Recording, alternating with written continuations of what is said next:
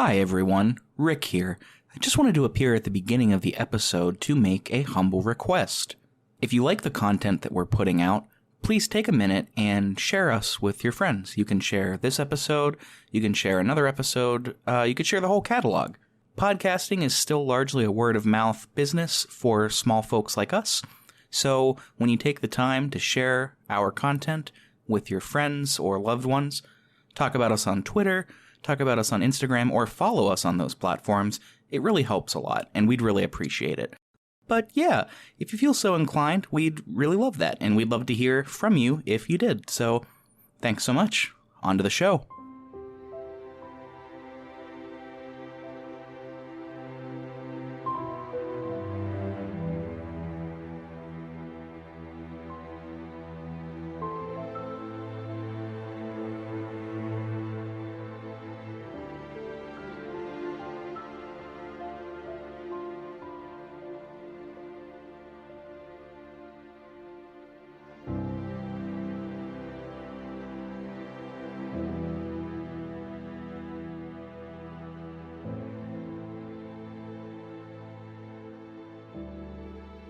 My name is Rick Firestone. My name is Vince Bazzelli. And you're listening to pixelprojectradio, a video game podcast where we do deep dive reviews into all of your favorite games, and some of ours too. But this isn't one of them.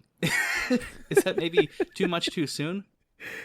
I think it's everything that they need to know within the first 10 seconds. Sure. So we're doing something a little different this week. We're reviewing a game that's sort of in the zeitgeist, a pretty contemporary darling. We're talking about It Takes Two.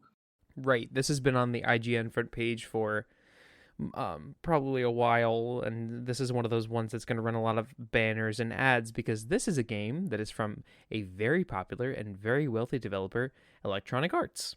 Love them or hate them, they make lots of games. So we're going to get into that. From the same studio that brought you A Way Out and A Tale of Two Brothers, if I'm not mistaken. I think it might be just A Way Out. I'm not sure, because A Tale of Two Brothers was a good game. I thought, well, yeah, but I thought it was from the same... Was it not from the same studio? Nope, not from the same studio. Developed by Star Breeze Studios. So that's a different studio, because Brothers: A Tale of Two Sons is a lovely game. And I very much liked the narrative, which is something that this game lacks. Got it. All right, yeah, that was my mistake. Before we talk about development stuff, why don't we just get right into our one-sentence, quote-unquote review? All right. Would you like to do the honors? Sure. I'll go first. It Takes Two is a perfect example of a personal axiom of mine. Not everything needs to be about something. The visuals and level design are sharp, and the platforming and puzzling, while never reaching Mario or Portal levels of finesse respectively, are generally above average. What drags this game down, in this author's opinion, is the pacing issues, the ambiguous tone, the writing ranging from derivative at best and trite/cringy at worst, and a general story concept, divorce isn't the answer, here's a whitewashed and idealized scenario of that happening, that is unconvincing to anyone who is paying attention. My personal rating for this game, I struggled with rating this one. I'm gonna give it a 5.5 out of 10. Cool, man. I have a true to life one sentence review, since I feel like you're always ratting on me. So we're gonna flip switches on this one. We're gonna because last time I remember I wrote a paragraph, so this time here's my real one sentence. Are you ready? Well, you started it with Witcher. It was 2 sentences, and then I started doing 2 sentences, and now it's snowballed. So now this means whatever you want it to mean at this point. This is just this is the opinion section, which is the entire podcast basically. But this is our smaller abridged opinion section. Here we go. It Takes Two does indeed take two people to bounce ideas back and forth about what this game is actually about. And even after 20 plus hours, I couldn't tell you. 4 out of 10. Well, to be fair, we didn't play it for that long. We totally played it for 20 hours. I think our clock stopped around 10, I believe. Damn, it really was 10? It felt like not 10. Let me see. I'm checking Steam right now. Please give me one moment. So actually, this is a great time to talk about clients since I'm opening my Steam. We bought this on the Steam store, and let's talk about how you play this game, because this is a live This is a live game that you play cooperatively only. So Rick and I bought this game on Steam. Well, we should say you bought it. I got the Friends Pass, which is one plus for this game. The way it works is that one person needs to buy the game. It sits at a cool $40, and we could talk about that a little bit more in a second here.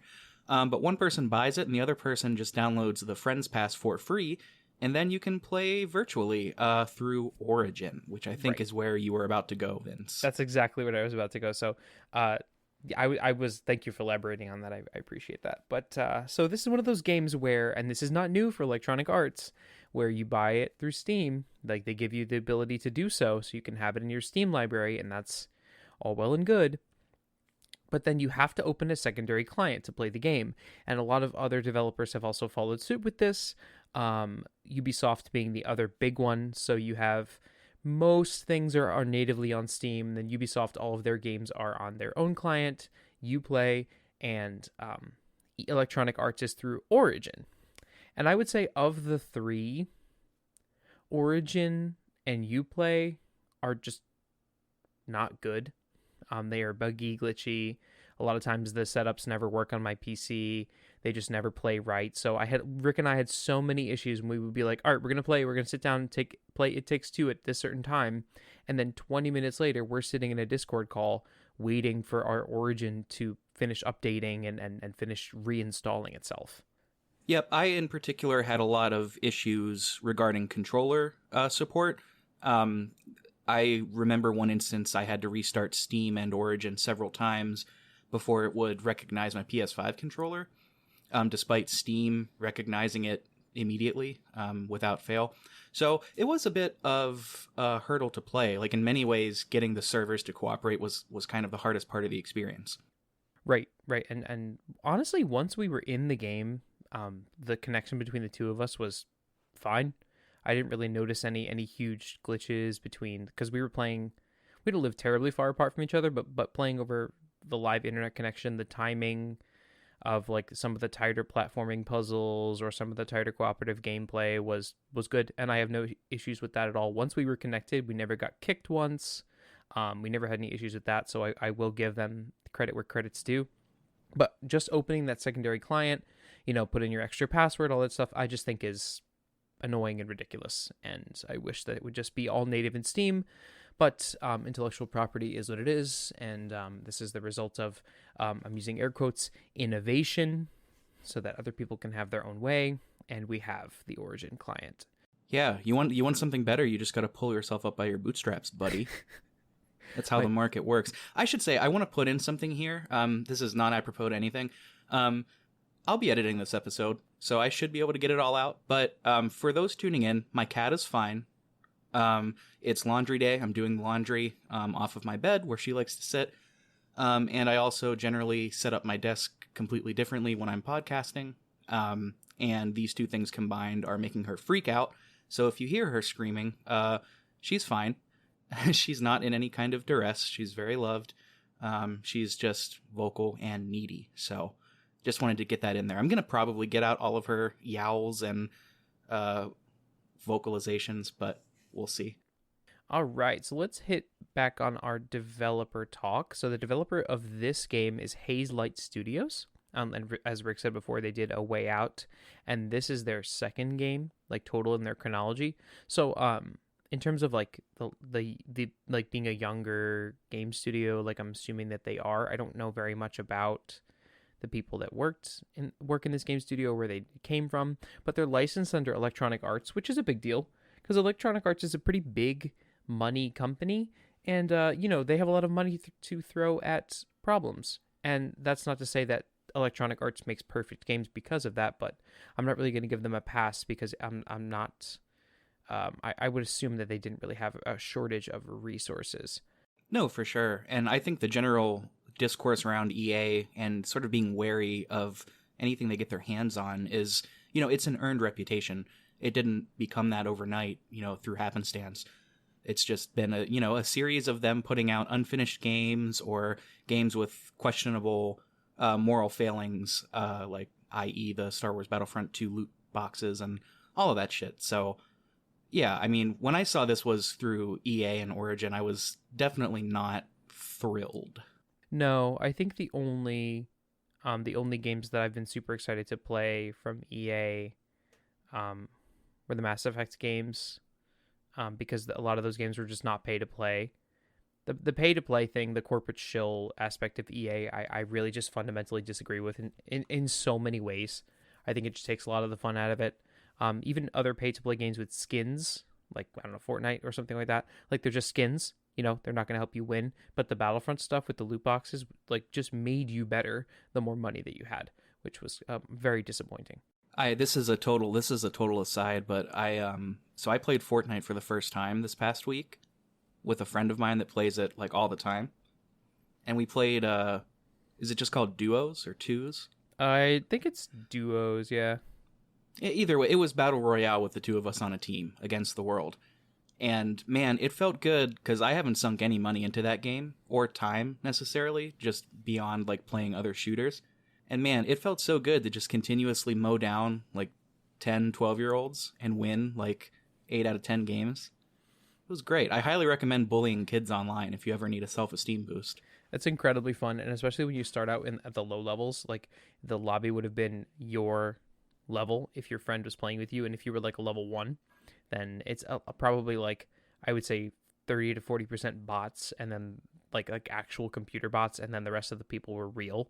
Like, so it's very satisfying. It's fun for sure, because I don't play very much Fortnite either, but when I do, all of my friends play a lot more Fortnite than I do. So when they get in the lobby, they're like, oh, this is so easy. Yeah, so we're on Origin. Another thing, I think the last thing about this game that I noticed in terms of development, we'll talk like actual game aspects later in different sections, bigger sections, but the file size of this game is huge for what it is. It's massive, and if you are somebody using Friend Pass, like let's say your friend has the game and you're downloading the Friends Pass, you are going to be downloading the whole game. It's the exact same file size. It's really essentially the game. You just don't get the achievements for it. And Right. If that's something you're into, you'll have to buy the game as well, which I think is a bummer, but that's just me. I know I'm kind of in the minority of actually caring about achievements to any degree. Yeah, I'm not really like a big achievements person. I think the last time I cared was like when I was playing Gears of War 2 on my 360 or something like that. But yeah, it's 43.67 gigabytes. And so on our Steam, we have 11 hours logged on this game. And let's just say up front, we didn't beat it.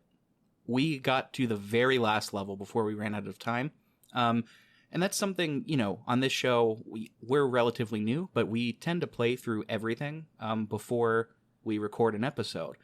The reason that we felt okay with recording this, even though we didn't technically finish, one is because we got to literally the last level. And two, since this is a required co-op experience and is quite long, 10 to 12 hours if you're, just trying to get through the story, it was difficult to schedule because we live different lives and we're in different states. So, all things considered, I think we took a pretty great crack at it. Yeah, and we're also not paid to do this. Like a lot of bigger podcasts, that's true, are paid for their time. So like, Rick and I work day jobs, and like we have to make money somehow. So that's a huge aspect of it as well. I like the cooperative concept though.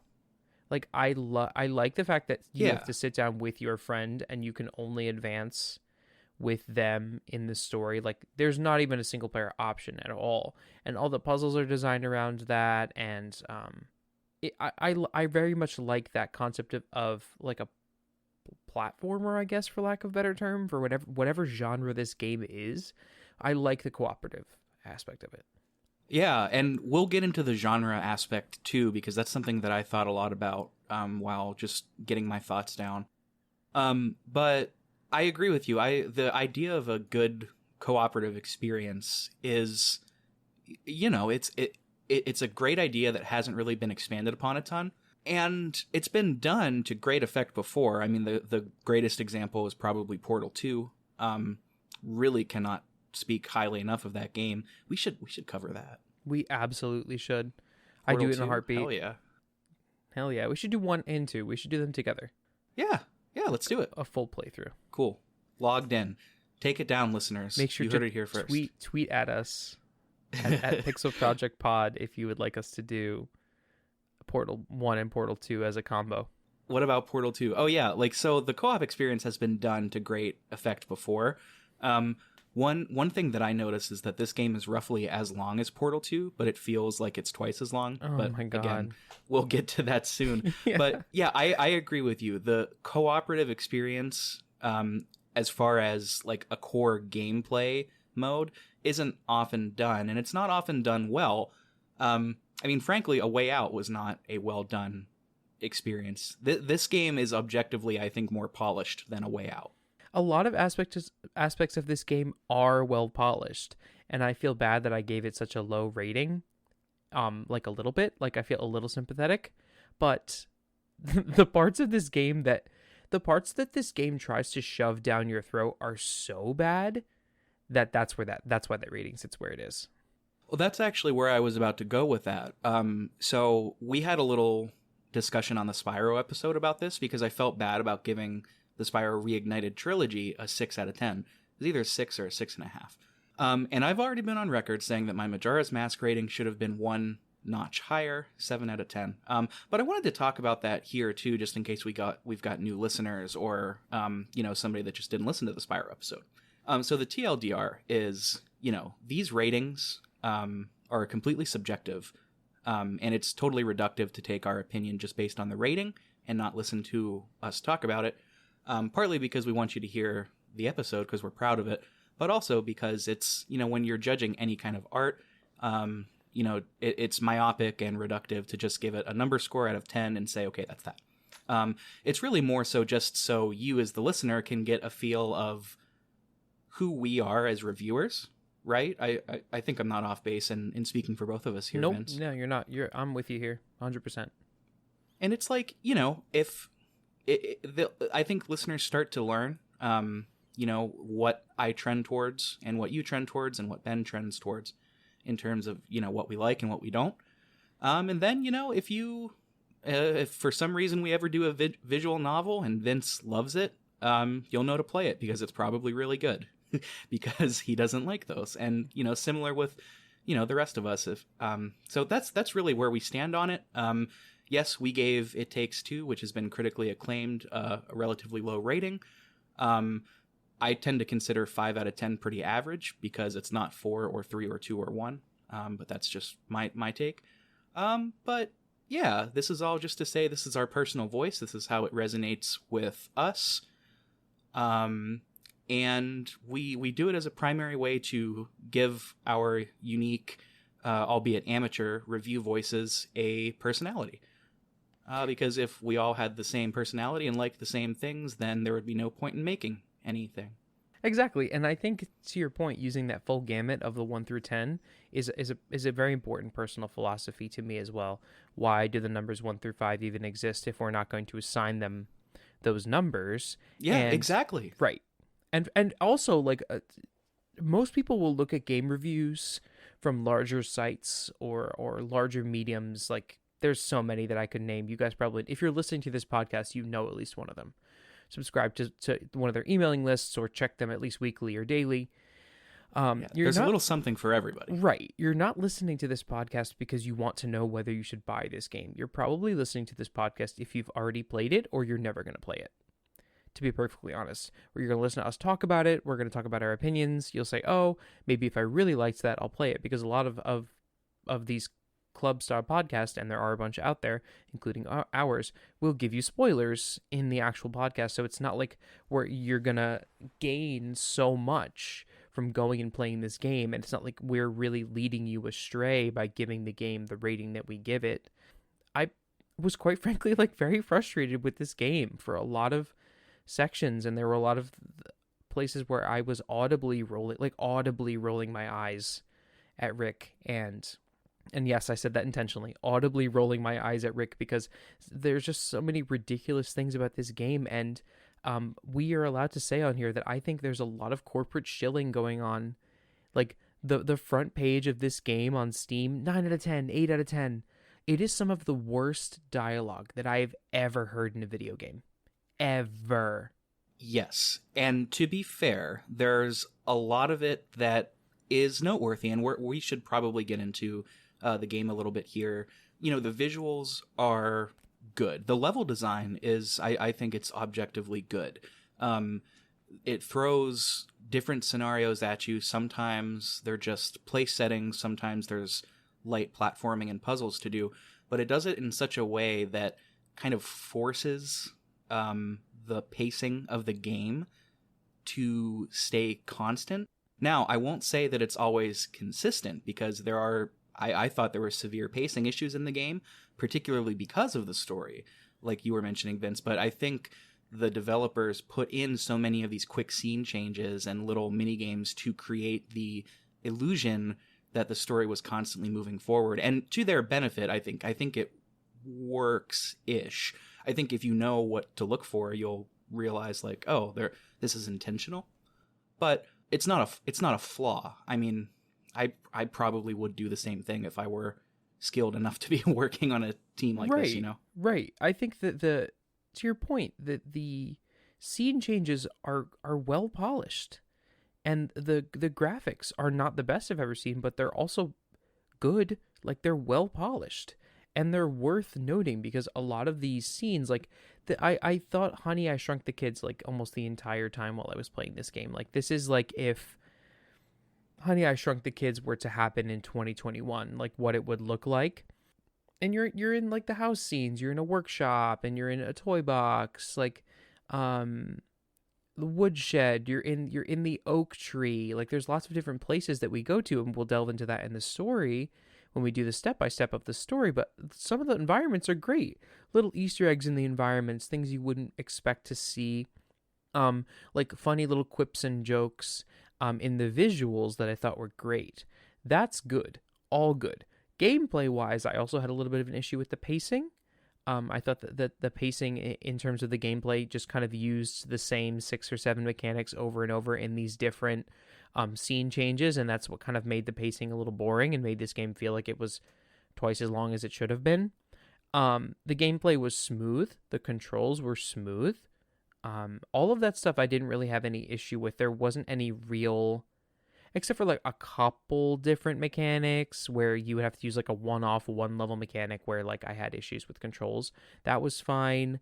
Visuals I talked about. Sound, the music was okay. The soundtrack was fine. Yeah. So I was interested in this because the soundtrack, and we've talked about this off mic, the soundtrack is fine. I remember making the comparison to with British Sea Power in the Disco Elysium episode, as them being a group that's equally interesting to listen to, but also great for a backdrop piece.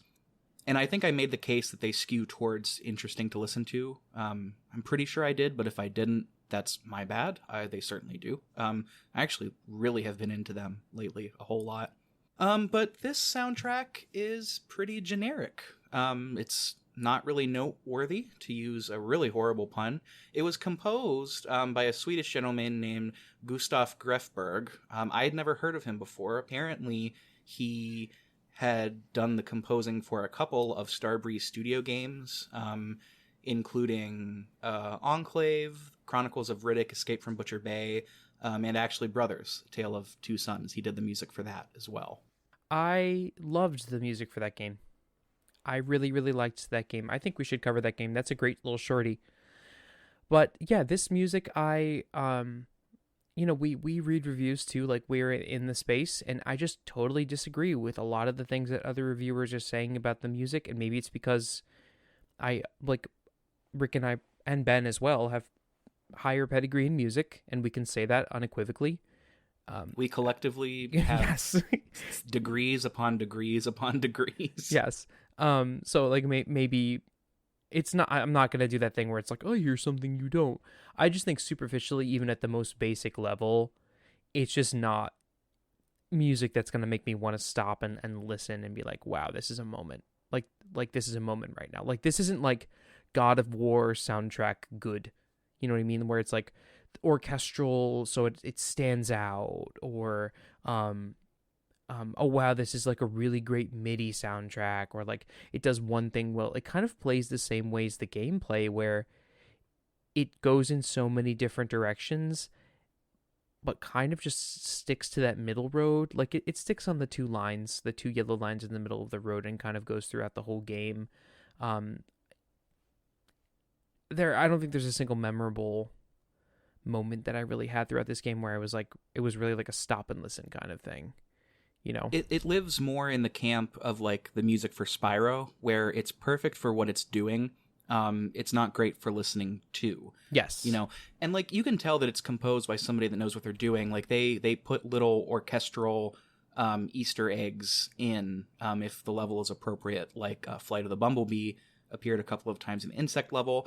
I think some Tchaikovsky appeared briefly in the snow levels, but I don't quite remember. So you could tell the composer knows what he's doing.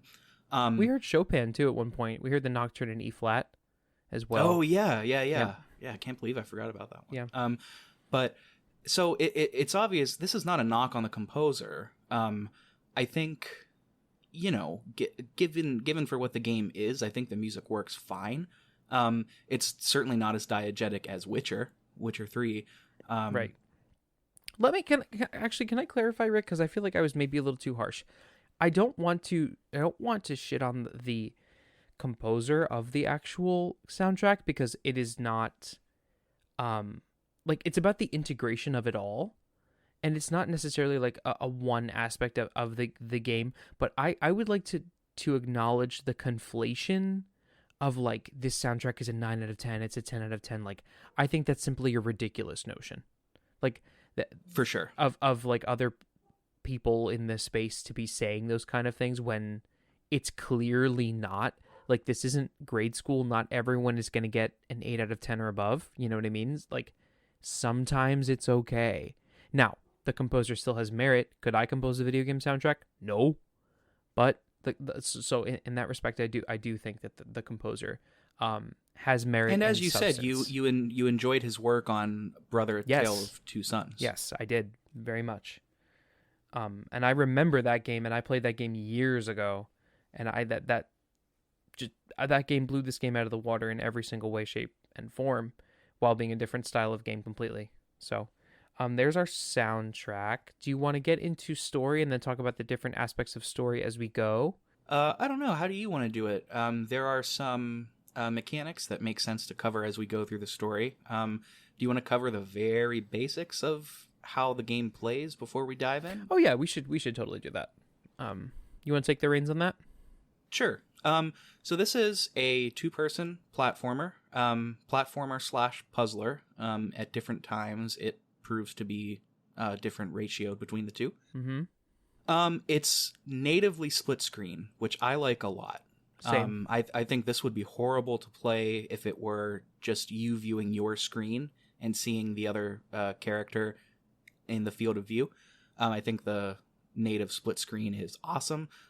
It's split screen horizontally too. Vertically. The split it's vertically, is vertical. yeah. Mm-hmm. Yeah, I get those two. You know why I get those It works two. really well. It works so well that we didn't really have to like, what are you doing right now? What are you looking at? Like, kind of that kind of stuff. It was and that was perfect, because sometimes Discord has just a little bit of lag, you know, and so a lot of the times when we were counting 1, 2, 3, go, I was going like on 3, and it worked out perfectly because in part I could see what you were doing. Right. So that works great. You control your character. You are each one of two characters, the mama or the papa, May or Cody, respectively. And by the way, you can switch off between the two every time you boot up the game, so you're not sort of committed. Although right. I committed to May and Vince committed to Cody throughout the whole playthrough. It was just arbitrary. We were like, whatever, pick one, you know? Yep. And as far as movements go, it's just standard platformer. You can move 360 degrees. You've got a double jump. You've got a dash button, which lets you get some more airtime. You've got a ground pound mechanic. And you've got grappling abilities. Yes. And there's like a rail riding ability as well. Think like Sonic Adventure type thing. Escape from the city. Yep. Now that's going to be stuck in your head forever. You know what actually was stuck in my head? I was like, Every time we think about this game, I'm like, just the two of us. We can make it if we try. Nice. Hell yeah, man. Nice. That's we can't sing anymore, otherwise we'll get sued. But there it is. Oh wait, you mean we? Oh shit, you're right. Let's. Please don't sue us. Please don't sue us. We can't make it if you do. I can't pay the DMCA.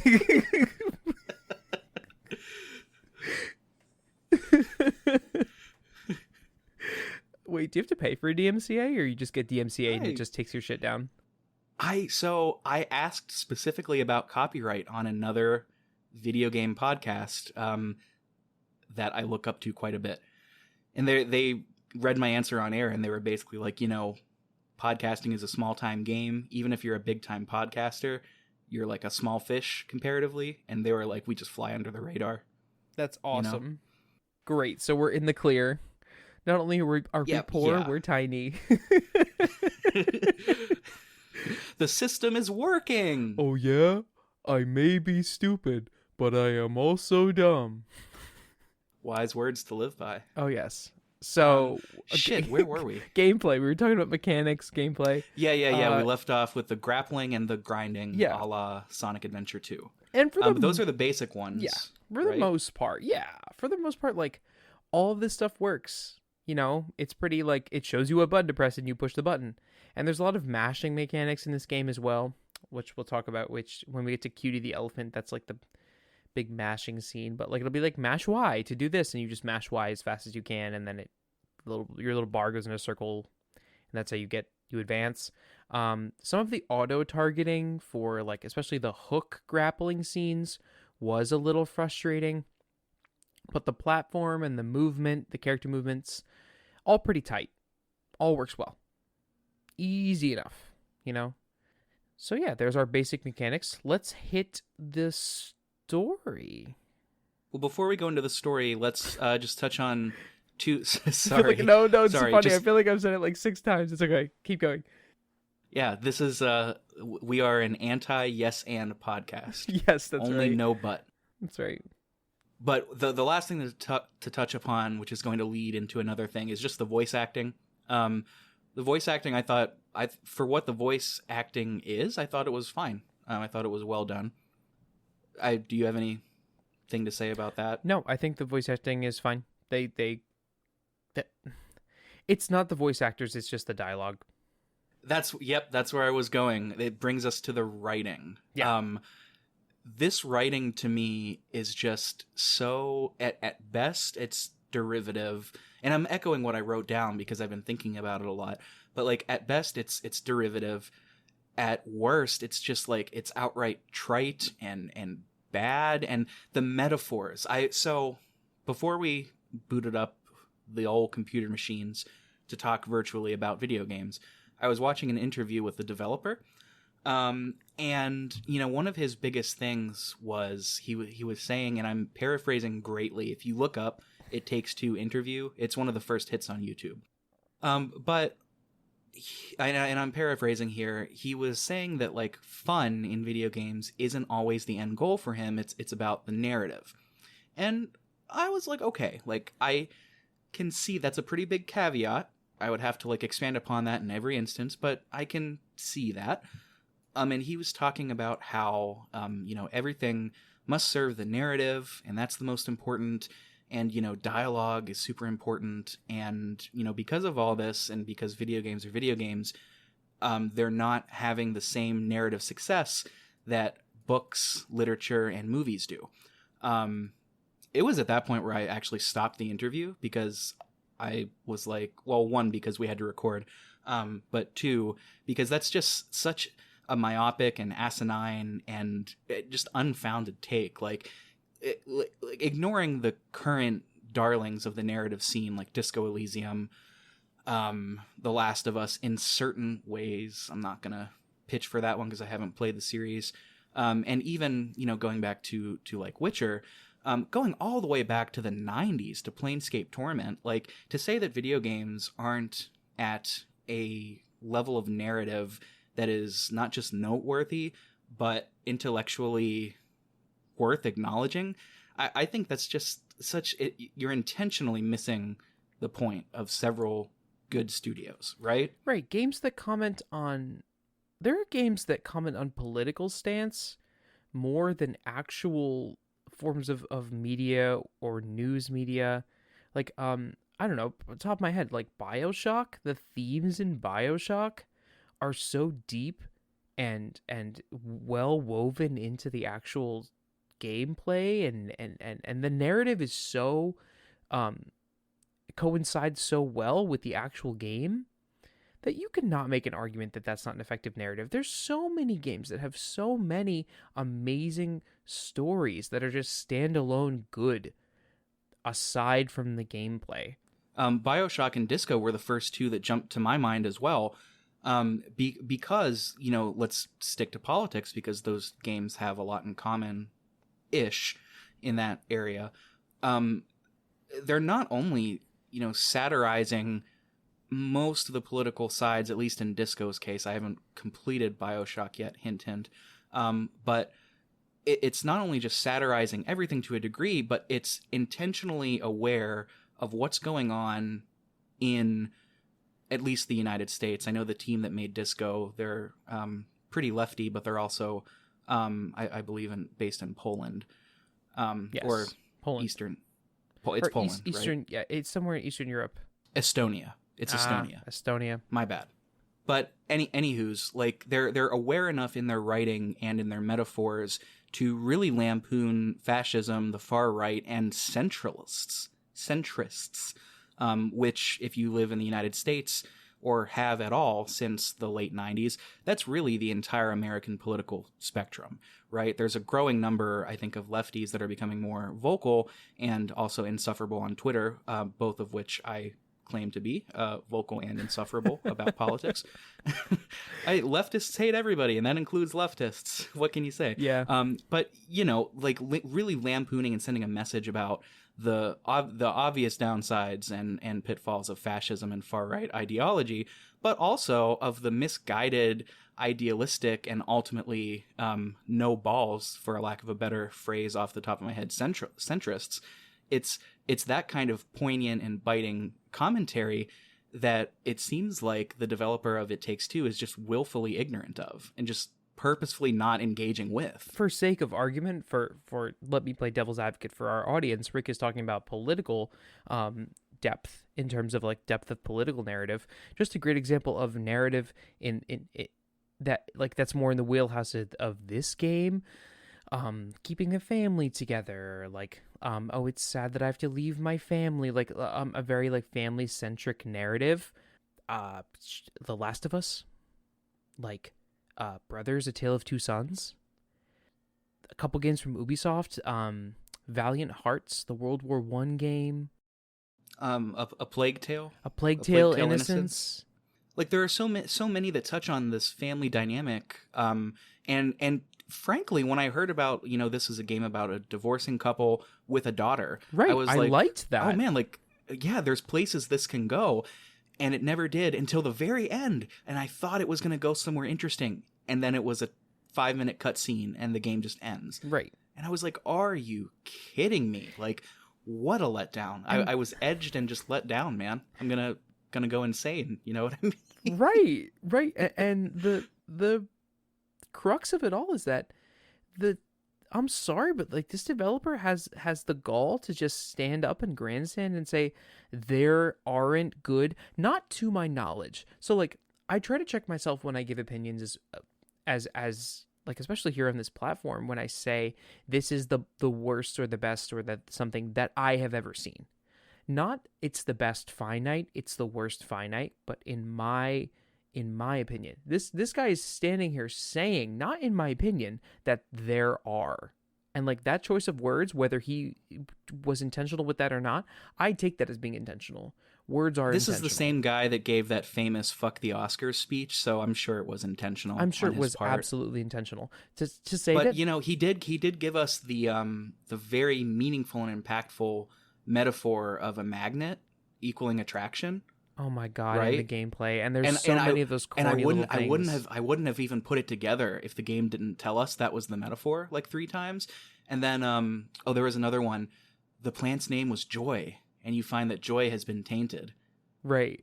I remember the I wonder first what thing I that said. means. The first thing I said was like when you find out that the husband has like a gardening hobby, and then you wind up in the garden. I'm like, oh, I guarantee you that like the plant is poisoned, like Joy has been tainted.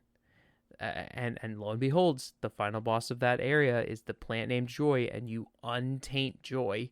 You make like it's that kind of on the nose, like tongue in cheek writing that not only laughs in the face of other games that actually try to have a complex and nuanced narrative, but also completely undermines this game developer's point that narrative should be complex in video games, because the narrative in this game was far from complex or well done or eloquent. Right. I wouldn't even call it. I would call it on the nose for sure. I wouldn't call it tongue in cheek, just because that implies like a puckishness that like, oh, we know what we're doing. But I don't think they did. Like, that's fair. The game insists upon itself, and it does so because of the developer coming out with these sort of hot takes. And if you're going to talk this much smack, like, I'm fine with that. I have no problem with like hot takes and like big opinions, strong opinions. But if you don't follow up, like, you better come heavy. Like, otherwise you're coming off as sort of baseless and without ground. Right. Which is fine, but for me, like, if this guy makes something else in the future and he's touting it as being this big thing, I'm not going to have high hopes for it just because like of the stuff that he's saying about It Takes Two.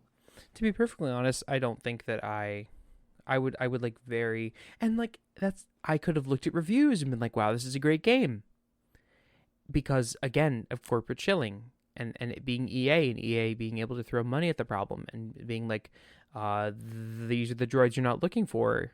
This game is good. This game is not bad. What are you talking about, reviewers? Dozens and dozens of reviewers who need money to keep their websites open. This game is good. When the whole point of the game, the title of the game is It Takes Two, and it gives you this. Well, let's actually get into the story, because this is where it kind of like ties together. So the whole point. Let's for sure. Yeah, let's do it. Yeah, we've gone on and have really dragged this game under the dirt and through the mud. Right. Let's get into story. Yeah.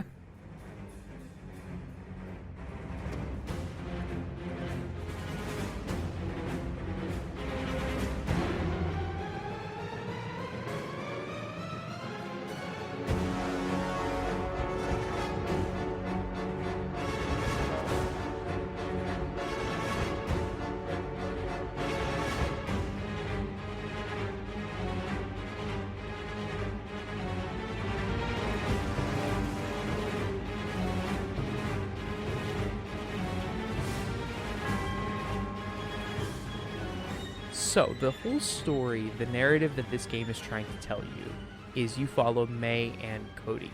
And the opening cutscene comes in, and they're kind of speaking to each other. May pulls up. She comes home from work. She's obviously tired and distressed, and Cody is a stay-at-home dad. So I like how they shift the narrative, so it's not a stay-at-home mom, and it is a stay-at-home dad, and I do appreciate that. Merit where merit's due. And Cody and May are kind of, they're short with each other. Like, they obviously are having some issues. They're fighting. And they're very petty towards each other. Very petty. The problems that occur not in a short amount of time. So this is years and years in the making. And their daughter, I would say, is about 7 to 8 years old, something around there. Just guessing based on the toys she has and how old she looks in the game. And she hears them from the window. The daughter hears them from the window. The daughter's name is Rose, and Rose is upset that her parents are fighting, and as with most children who see their parents fight, they blame themselves. So Rose makes a wish that her parents would stop fighting, and then they would make up, and that they could all be happy, and bada bing bada boom, bibbidi boppity boop, the parents turn into small clay figurines, and that's kind of where our game starts. You just yada yada that whole premise. Hell yeah. The premise being is that there's the trope of the child crying, and it's the tears that turn them into their other selves. Yawn. So this is something like you go on to, what is that trope website? Oh man, I've been on it so much recently I can't remember the name. It just takes any form of media and like shows you the tropes that are within it, for better or for worse. I feel like I could never go there. It would just ruin everything for me. I don't want to go there. There's definitely Bader-Meinhof phenomenon where like you notice it here and then you're like, oh, it's actually here too, right. and here and right. here. But anywho's, yeah, that's the big premise. So I don't want to get sidetracked off the main point that we're going from dialogue straight into this. The narrative, the main narrative of this game is that you're following this divorced couple.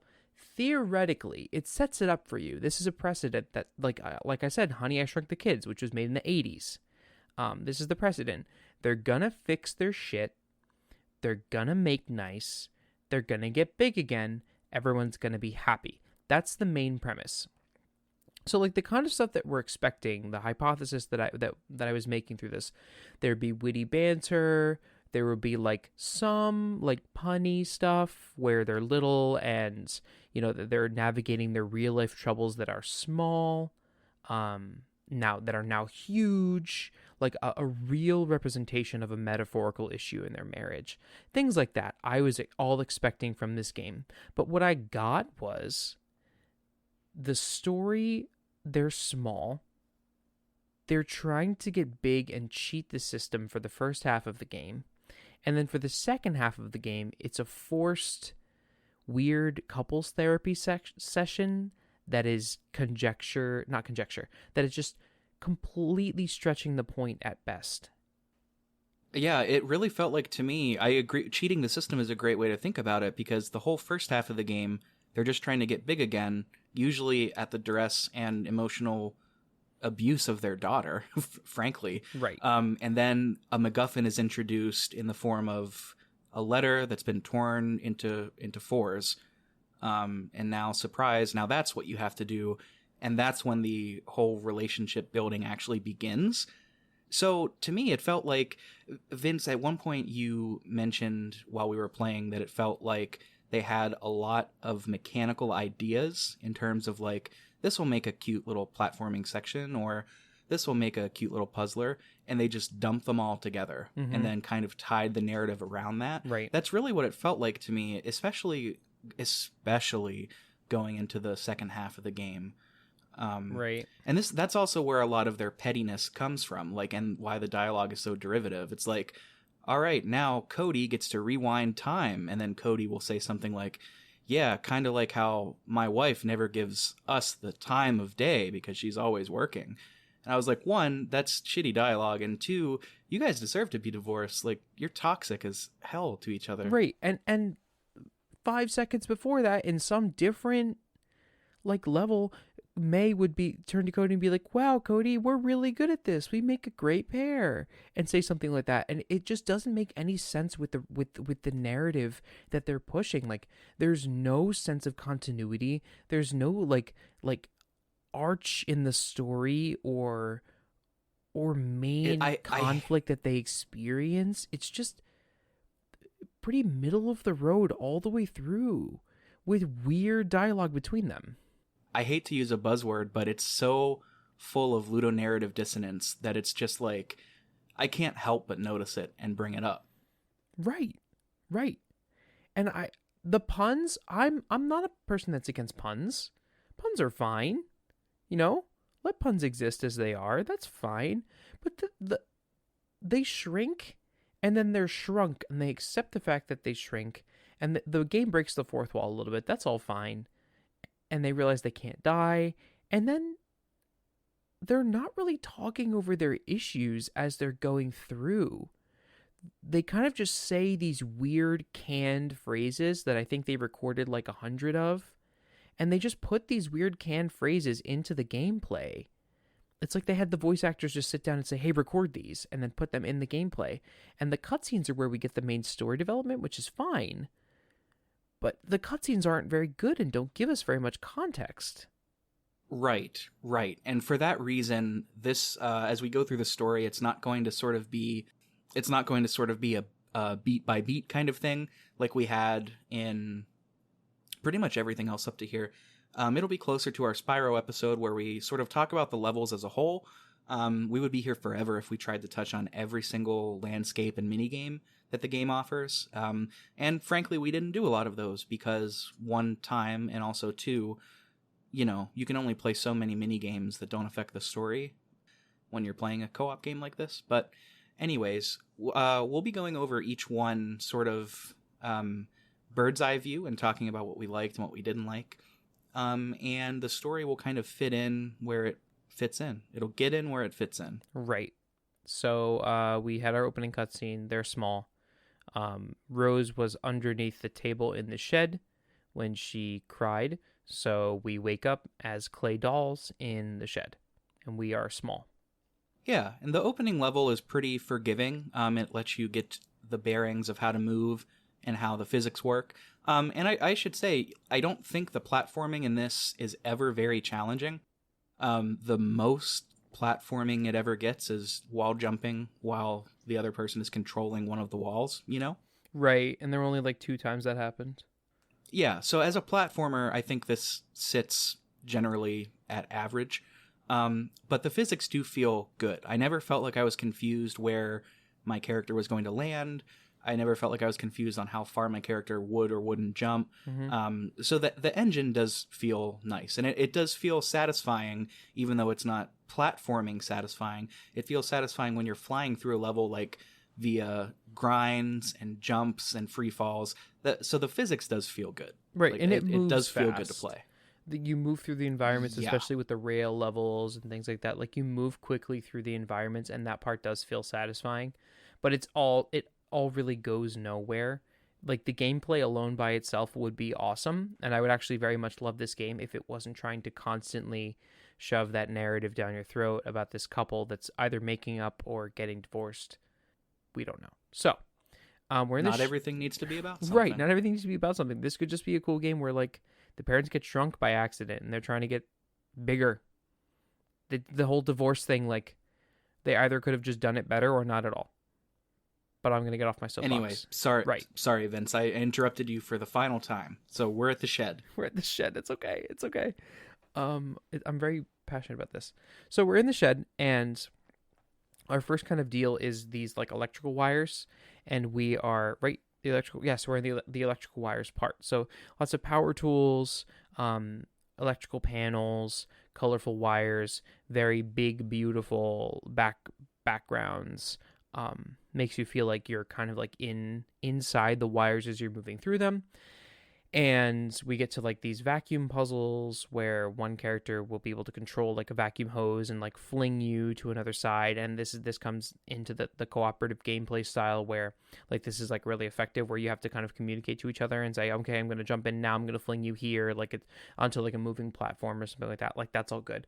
And the final boss of this little shed area is a vacuum where you have to, like, what is it? Like, the final boss of Luigi's, like when you're fighting King Boo in Luigi's Mansion and you have to fling the little boos at the big Boo, and then basically you have to fling bombs at this vacuum using another vacuum hose like 5 times. Every boss in this game is pretty much just a cutscene boss, so you have to do the prescribed thing, and then you do the prescribed thing a certain amount of times. By the last 2 times, usually the boss will do something different, or, like, cut away an area, so you only have less area to dodge. If you die, you just mash Y a bunch of times, and then you're not dead anymore. And that's pretty much how it goes for every boss. I wouldn't say there was a single extremely challenging boss that we fought. And to be perfectly honest, the game didn't really have to have any combat style for it to be a good game in the first place. I think some of the combat was just a little contrived for me. Yeah, some worked more than others. Thinking about the like N64 gauntlet-esque. Oh, that was fun. Yeah, dungeon crawler that you get to do. That felt good to me. Something that felt awful was the, like, Street Fighter-esque fight that my character had to do against a squirrel. I remember that. Like super funny. But man, it didn't control well. And I mean, if you're gonna make me do it, like, give me the tools that I'm expecting. Going back to the vacuum boss, my initial reaction to this boss was just sort of introducing the players to the mechanic that they're going to have to work together to take down enemies, because this is the first real enemy that we found, right? The vacuum. Right. Mm-hmm. And if I remember correctly, one of us had to jump onto the hose to aim, and the other was controlling the suction mechanic power. Right. Either way, it requires two people, and it was just a kind of nice introduction. Like you said, Vince, certainly not difficult. The next boss that we find after that in the shed is a toolbox, and we'll get to it in a second, but I think it might be top 2 or 3 bosses in the game for me. I think this level was my favorite level in the game after thinking about all of it, because this was so fun and so original, and the puzzles were all very good. And I would say some of the more challenging puzzles in the game. And this is also the first time that your characters get 2 different mechanics. So right. This is a theme that comes up throughout the game, because you have to work together. And one character will get one mechanic, and the other will get a different one. And the mechanics kind of work together to get you through the level. In this instance, the male playing character, Cody, he gets a hammer. He gets nails, and a nail launcher.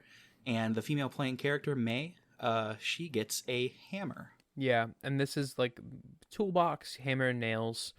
We're now in like this wood style level where you have to nail nails into the wood to raise platforms, to make it accessible for the hammer character. And the hammer character can like kind of jump, like hang jump off of these nails to get from point A to point B. It's a cool concept, and I very much liked the hammer and nails thing. The nails have auto aim, and the auto aim is very satisfying, and they have like also auto retract. Very good level. It's something that the game toys with that I wish it did more, because it felt pretty satisfying to me, insofar as you kind of ish, and it just get to build the level yourself. And I want to preface that with so many ishes, because it's like they dip their toe in, but they didn't commit. And I feel like it could have been great, because, as you said, Vince, you're throwing the hammer. Yeah, the hammer. You're throwing the nails to create platforms for the hammer person to swing off of. In effect, kind of creating the level. They really prescribe it to a very small surface area, so there's really only one way to progress.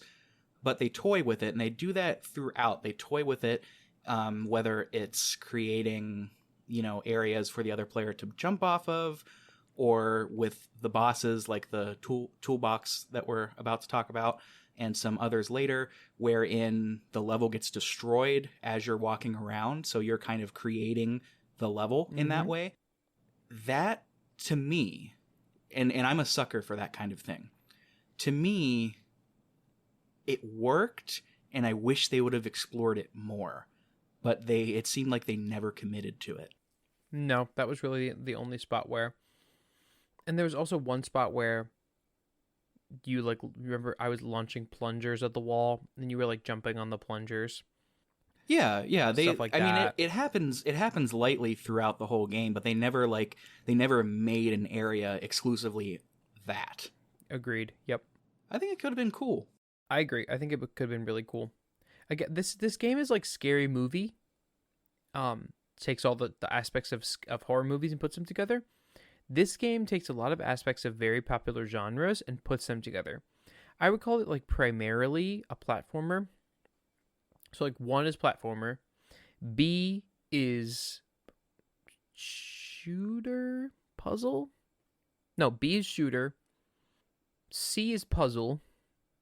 4 is like not RPG. There's no like I don't know. That's interesting. I would call this a puzzler above everything else. At least I think that's what it does best. The only reason that I hesitate to call it a platformer is, at least for me, the times I was having the most fun were during the puzzles. And the platforming, like, it's never as fast as Mario. It's never as tight as Mario. It's never as challenging or giving the player options. Yeah, I think you're as right. something like Mario. I think you're right. So, like, that's why I say, like, the platforming is average, right? Because when it gets good, it's the result of the puzzles. You're right. I think maybe platformers shouldn't be on the top. But, like, again, is any of it, like, so awesome that... No. Is any of it so awesome that it's one genre? No. I think that's, like, the point I'm making. But to your point, Rick, the puzzles are, I'd say, this game's greatest strength. The themed puzzles are its game's greatest strength. So we beat the toolbox, and the toolbox is cool because you do the hammer and nails through the whole thing, you know, the whole level, and you get to the end with the toolbox, and you're, like, kind of on this platform that's standing on, like, an iron pipe, and the toolbox has two big arms, like a crab, and it's kind of swinging the arms at you, and you have to nail the arms down so that the hammer can hammer them, and, you know, you do this, like, 5 or 6 times, and the toolbox is, like, dropping nails on you, and you're avoiding the nails in this certain part, and then the platform gets smaller and smaller. And it was very satisfying because it was fairly difficult. This was not fairly difficult, but it was difficult enough where it made it fun. And we had to be like, oh shit, move. Like, go left, go right. Like, we had to talk to each other. But in a lot of the other boss fights, you don't really have to do very much communication. You can kind of just be like, oh, I get what we're doing. And just do it over and over again. I liked the toolbox a lot. I would replay the toolbox. Yeah, same. And yeah, that's pretty much anything to add on the toolbox. No. Like I said, I think it's probably my top 2 or 3 favorite boss encounters in the game. Mm-hmm. You want to move on to the tree? Yeah, we are on the tree. And I just want to put as an aside, I've had a lot of opinions on this game, and I have called parts of this game good, parts of this game bad. I don't like remembering what you say and then going back on it or basing things off of that. I'm not perfect.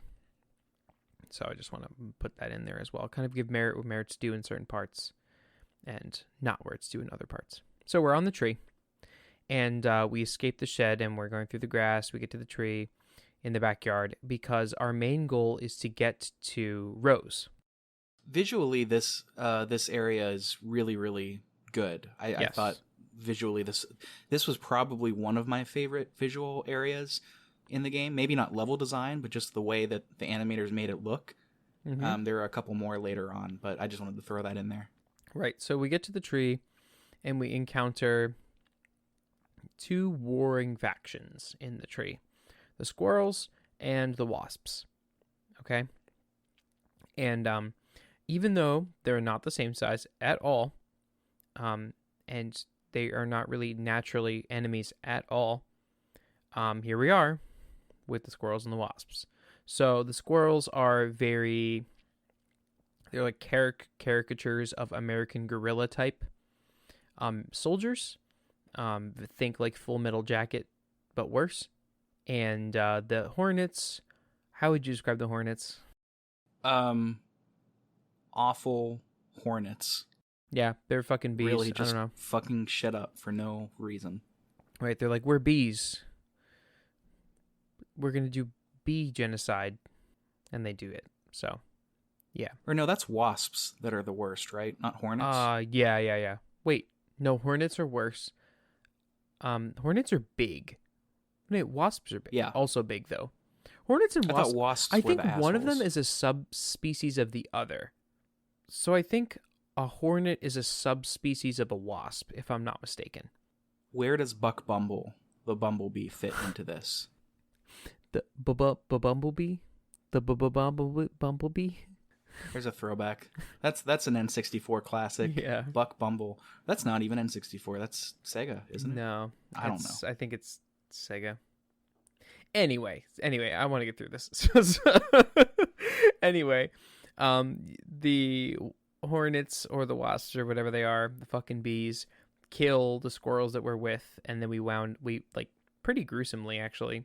And that's another thing that I'd like to touch on, but let's finish this. So you fight your way through, and you're like, fuck you, bees, we want to get out of here. So you basically fight your way through this entire tree. It's very long.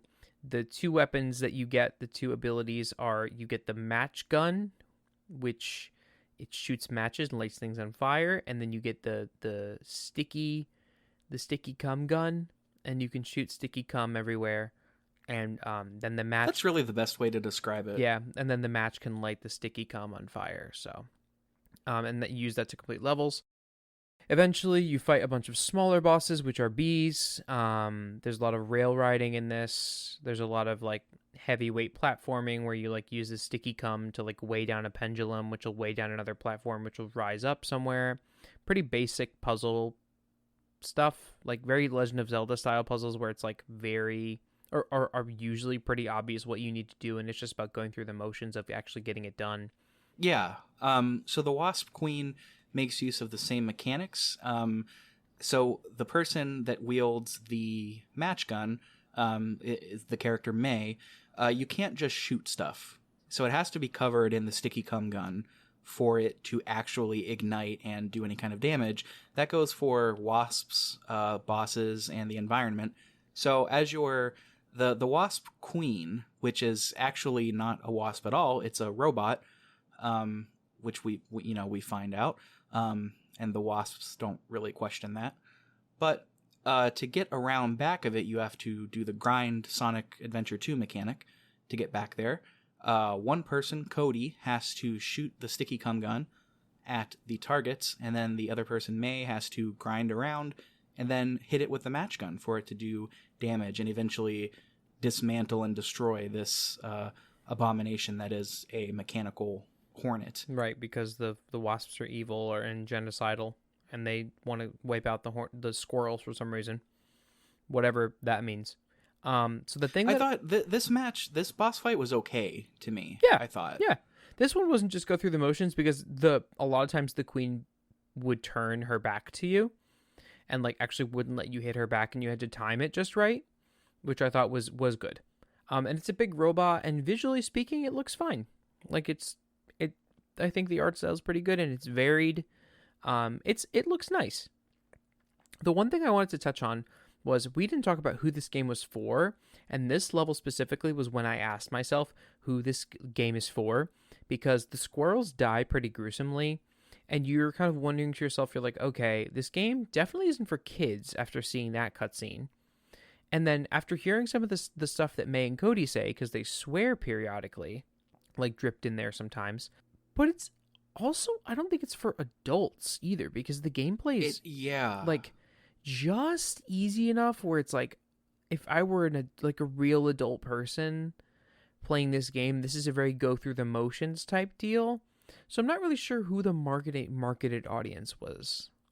It's very tonally ambiguous. And I think that's a problem whenever, the developer comes out of the gate saying that narrative is the most important thing and everything needs to serve the narrative. It's like, that's fine. But your narrative better be in tip-top shape. And I agree with you. It's completely ambiguous. It's a little here and there, thither and yon. With a particular scene that's coming up with Cutie the elephant, that and then with the squirrel bit, it gets kind of dark, and kind of tiptoes around themes like death, and trauma, and then at the same time gives us these over saccharine and just grab bag cliche lines about love and family, and that's how we tie the narrative up at the end. So it's like, yeah, I'm with you. I don't know, is this game for kids? Is it for adults? Is it for people who have never played a video game? Is it for couples? Spoiler, the creator says yes, it is for couples. So I'm with you. I was a little confused too. Agreed.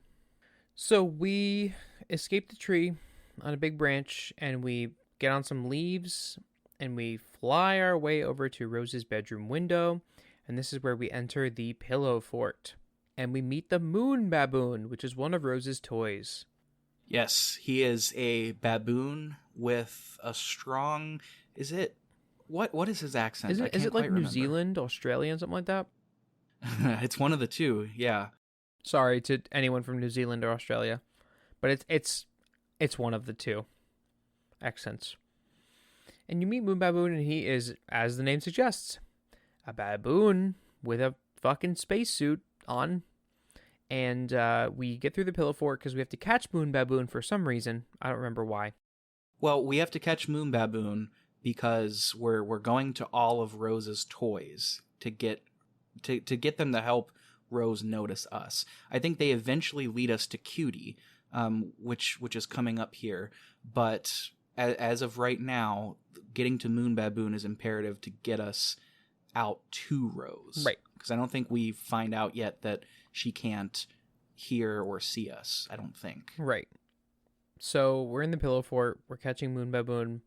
We're bouncing. It's a lot of bouncy puzzles, a lot of trampoline-style puzzles, a lot of jumping, and the boost mechanic is pretty integral here. No real ability that you get. Later on is the fidget spinners. So we catch Moon Baboon, and then he takes us to, like, this space portal, so we're in space, and there's, like, little mini portals that take us to different parts of this, like, giant space level, and we have to kind of flip these switches. Is this the mini big? This is where we're mini big. Yeah, I was about to say not to jump in, but the abilities we get are size related. Right. So May can turn super small, Cody can turn super big. I don't really think they expanded on these all that crazily. It was pretty generic, but no. And these levels took somewhere between an hour to an hour and a half each. And I think we can pretty much sum it down to, like, about a 2-minute conversation to be like, yeah, we got big, small. We one person had to be small and go somewhere. One person had to be big and, like, weigh something down. There were, like, very small, like, a couple creative moments where the big and the small were useful or funny. But for the most part, they're just making stupid puns about being small and being big. And we catch Moon Baboon. We fight him. He's in a little spaceship. Yeah, this was a neat boss fight because it involved one person. So the way it starts out is you're in a ship and you're looking down at the sort of landscape and you have to try to catch Moon Baboon. One person is targeting, the other is moving. And then eventually, once you get him enough times, it turns into we can both fly. I don't remember if they're ships or they're missiles. He'll shoot missiles at you. You run until they kind of fall to the ground, lose momentum. Then you get onto them, which makes them re-momentize, which I don't know how that works. But I don't know how anything works in this game. Their house is like a freaking TARDIS. For those of you that don't watch Doctor Who, watch Doctor Who. But then you hit them a couple times, and that sort of ends the fight. Right. So just like the most of the other bosses in this game, there are going to be 2 or 3 stages, centering around 1 or 2 mechanics. Right. So from Moon Baboon, we move on to the spaceship. No, spaceship. No, toy box. We're in the toy box. Yeah, and you know, I think this is a pretty this is almost something that I want to stop the podcast and go back for, but we never did talk about the book, Dr. Hakim. Oh my God, Dr. Hakim! I totally forgot because I hate him. Okay. Yeah. I'm not sure how we missed him. But let's talk about him real quick because he's the one that's sending you to these different levels and giving you different ideas. So when you wake up as your claymation selves, your little doll selves, you are also met by an anthropomorphized book named Dr. Hakim. He is literally a book titled something about reigniting lost love or how to love or something like that. He's awful. He's the worst character in the game by far. I think it's called the Love Doctor. Yeah. Well, that's what he calls terrible himself. Like that. And it's like it's this weird, gross depiction of that classic archetype, like the Latin lover, and all of those like grocery store romance novels, like Casablanca type deal, ripoff, you know. Yeah, like everything from the constantly talking about love and like things like that while wiggling his hips and a vaguely generic but somehow still offensive Latin accent. It's just a mess. And his whole thing is like forcing you through these horrible tasks to bring you together for collaborate. I don't even feel good doing that impression. It's pretty spot on. He just wants you to love each other again because throwing in the towel is not acceptable. So he's the one that's sending you on all these quests. Right. How did we miss that? Dude, I don't even know, man. I don't even know. We got so Because roped the up book in, like, is one of the worst parts of this narrative. The book is what and fun really fact, throws it over the edge. He was mocapped and I think voiced by the game creator. Definitely mocapped, I think voiced, because they sound very similar. And if Dr. Hakim is a mouthpiece for his beliefs, which I don't know because I'm not looking it up right now, one, that makes all the sense in the world, and two, stop it. Stop it. Stop it. No, white people doing accents that aren't white people is simply not okay anymore. Please stop doing that. Everyone, do not do that. Well, I think we can all agree that a well-timed Italian accent is pretty That's fine. I'll allow it. Pretty good.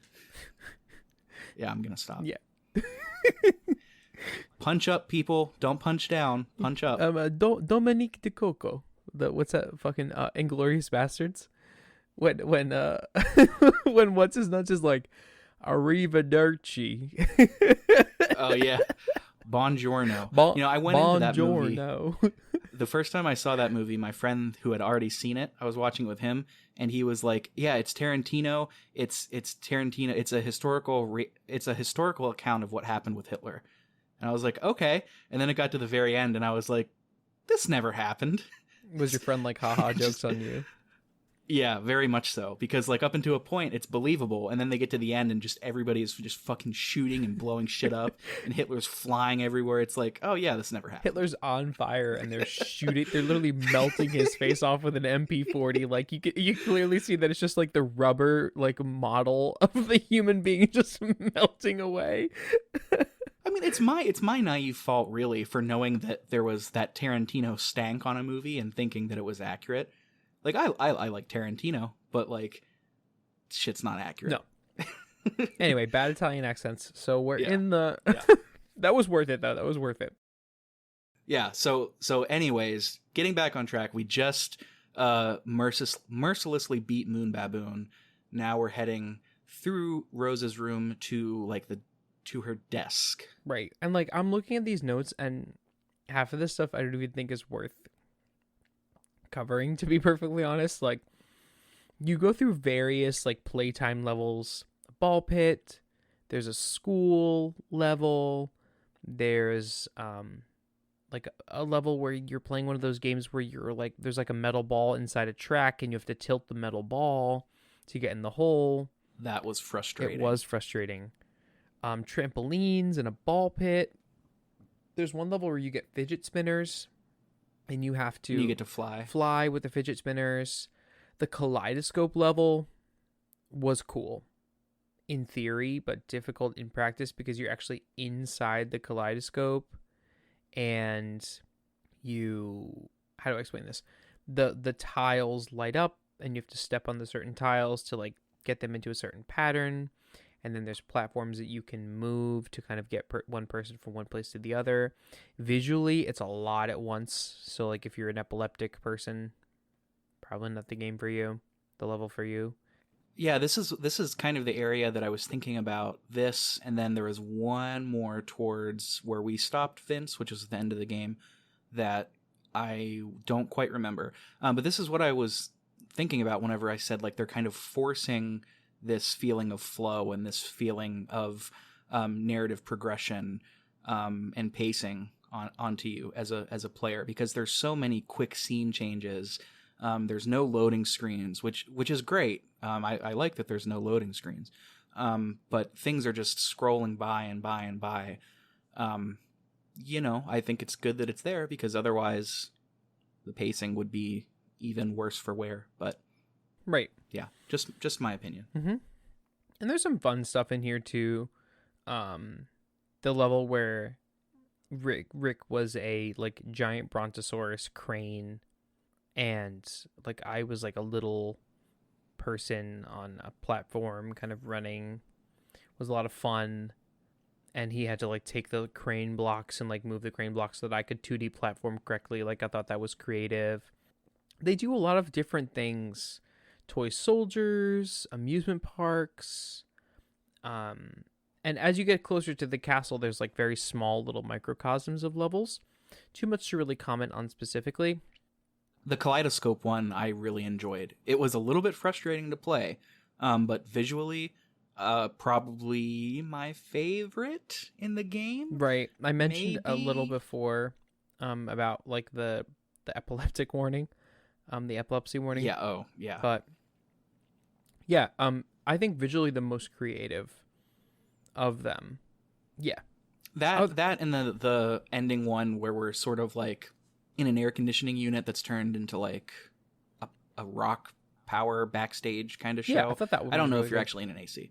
That might be my favorite level design. I thought the way they used lighting and everything was great, but that's still a little bit to go towards that. There also is shortly after the dino bit that you talked about, Vince, there's a water level. Yeah, the boat level. And it sucks. It just straight up sucks. This has the worst controls in the game by far. You both are kind of steering at the same time, and it's never responsive. And it doesn't feel like you're going through water. I don't know what I would compare it to, but it doesn't feel like you're going through water. No. It doesn't feel smooth. But, of course, you do have to fight a boss in this ship configuration. It's an octopus. The controls are still really bad, but the fight is pretty easy. I think, Vince, we found out that the tentacles don't even hurt you. No, they don't even hurt you. Right? They just push you out of the way. And you're kind of like shooting your cannon, which is cumbersome, at this octopus, and you just have to do it a bunch of times, and then you get through. It's the moat of the castle. Like, that's the whole idea, is you're trying to get to Cutie the elephant at this point in the story because you want to kill Cutie the elephant because you want to make Rose cry. So we as parents, we're following the narrative, we as parents, in order to fix our broken tiny marriage, are going to go make our 8-year-old daughter cry by killing her favorite stuffed animal. Right. The idea being that her tears turned you into dolls, they could turn you back. And this is another area where it gets really tonally ambiguous and weird because they talk about this, and it's not because of what they do, it's the lack of follow through. They talk about killing and murdering this elephant with such glee and making Rose cry, like they are overjoyed to be tormenting their kid this way. And, you know, we'll get to it in a second because I think we should talk about the Cutie fight. But they succeed, and they realize that it doesn't work, and then nobody ever brings it up again. It's like it never happened. So, like, it was at this point in the game where I was like, you know, this narrative is just all over the place, and it just no self-awareness in terms Right. of tonality. But anyways, let's talk about this Cutie fight because this is a big deal. So we get to the top of the castle doing a bunch of bullshit that I frankly can't remember and didn't take notes on, but we get to the top of the castle. It's right after the like toy castle level where it's reminiscent of Gauntlet from Nintendo 64. Oh, yeah. So like I do remember Cody that. Cody's the wizard and May's the fighter. I thought that actually the dungeon crawling mechanics there, I thought that was great. It was fun. It was fun to play. It was just challenging enough. It was very satisfying to wipe down like a lot of enemies with your like cute little powers. That was cute. You're right. I do remember that. But yeah, it does take us up to Cutie, which is where we are now. So Rick wrote in the notes, and I quote, "So fucking cute, and we're gonna kill it." Because Cutie the elephant is this cute little like toy elephant, and she's stuffed, and she's got a little. It's Rose's favorite toy. Rose's favorite toy, and she's got a little like radio in her chest. It's like a little tape player or something like that. I don't know what it is. And she's got this cute little voice like a British girl.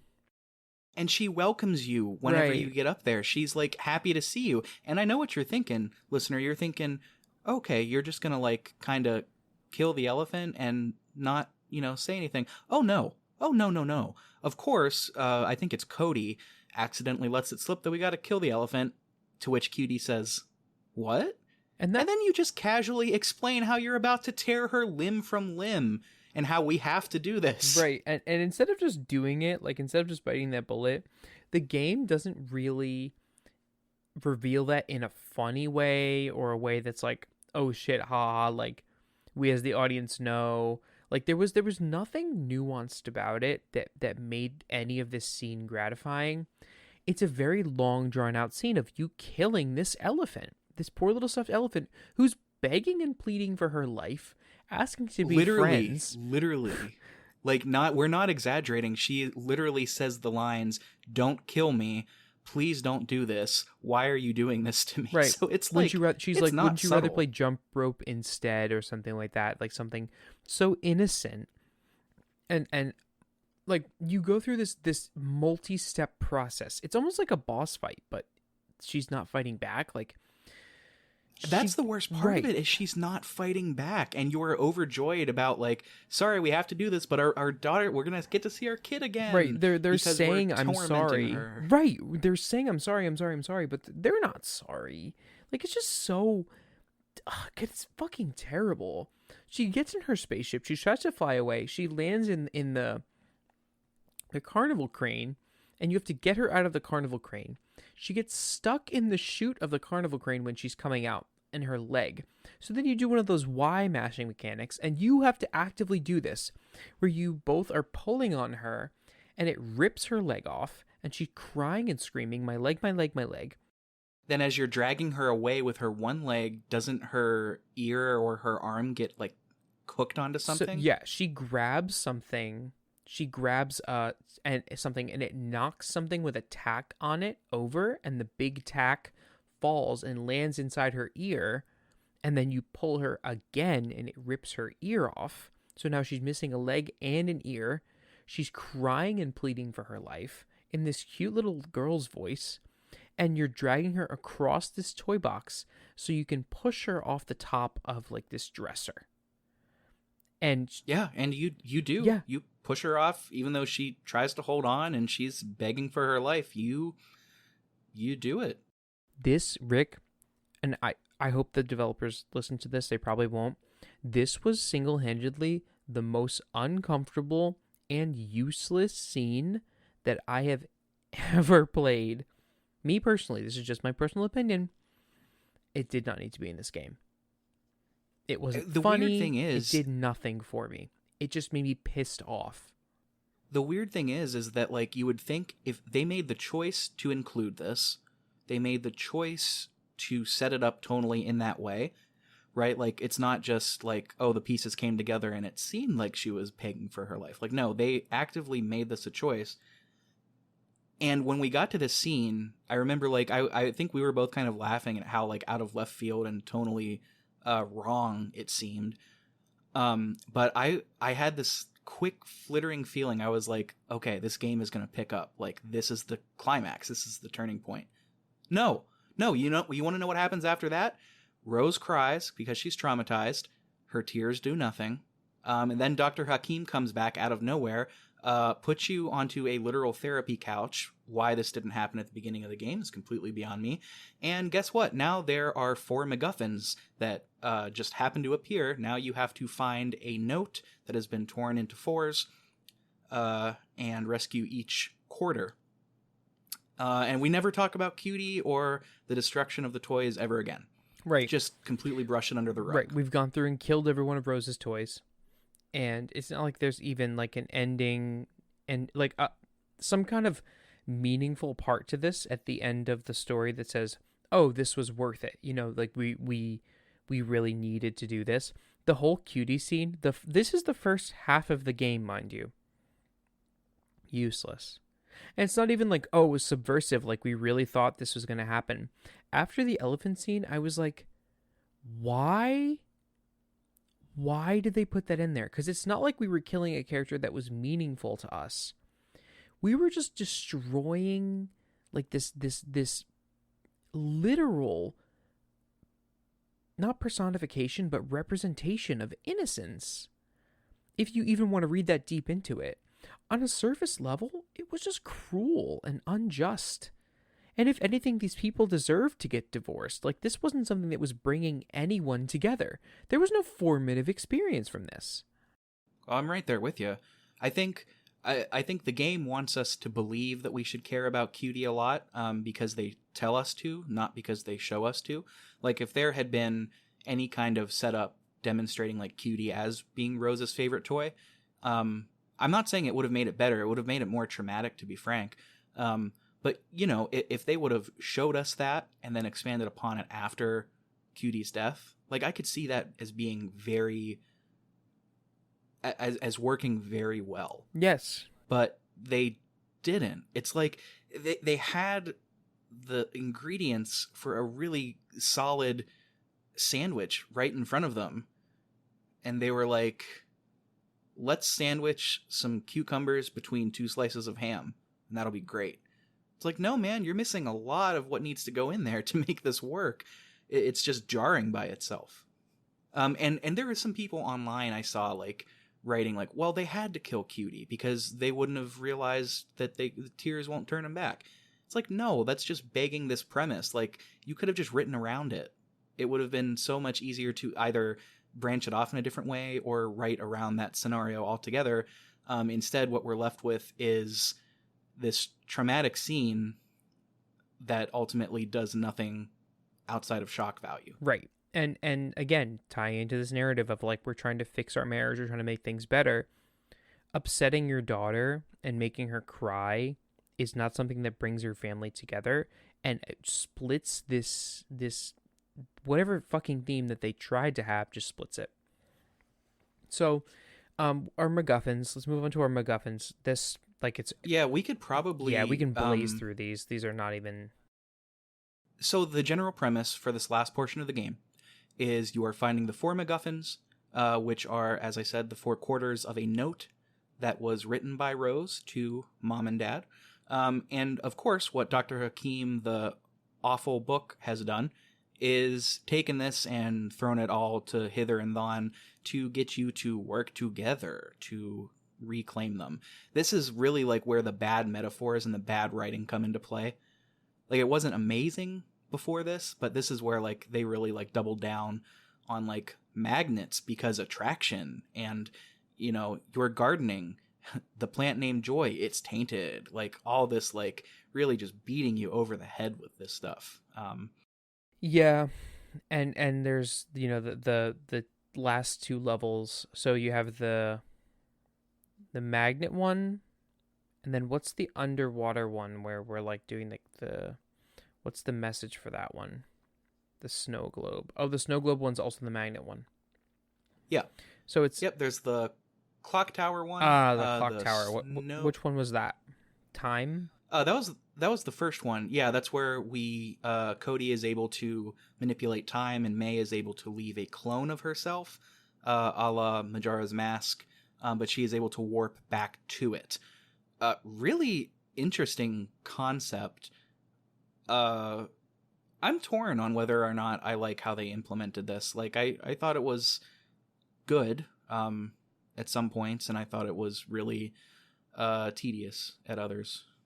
Right, and again, as a standalone level with just the moving back in time mechanic and the clone mechanic, if these were just a series of short minigames with 2 people, like Little Big Planet style, these would be kick-ass levels. They really would. Yes. It's just that the whole time they're shoving down your throat. The characters are saying these corny things that are just so cringy the whole time. Can't emphasize that enough. So the clock tower, then you have the... Oh my god. I'm blanking. The snow globe, the Thank ice you, the level snow globe with with the magnets, so it's like the level of attraction. And then the last 2 are find your passions. So that's when Cody gets his gardening, and then May gets her... May apparently used to sing a lot, and she doesn't sing anymore. So that's where we get to this jukebox radio level thing. Yeah, this is another instance of this game telling us but not showing us. Like this is where, like, when they introduced Cody's love of gardening, it's so much to be a point of progress in the story, not just progress, but finality in the story. I was like, when was this a character trait?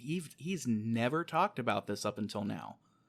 Right. Outside of commenting, like, how stuff looks in the back, like, towards near the shed in the backyard. And what kind of... Like, this was so out of left field. Why should I care about this? Just because you told me to? And what kind of nostalgia, like what kind of effective storytelling was actually being told here by just doing like an explanation dump and then moving to a new level? Not even explanation dump, a one sentence. Like, oh, you used to love gardening. Now we have an excuse to make a full hour and a half gardening level. I don't know.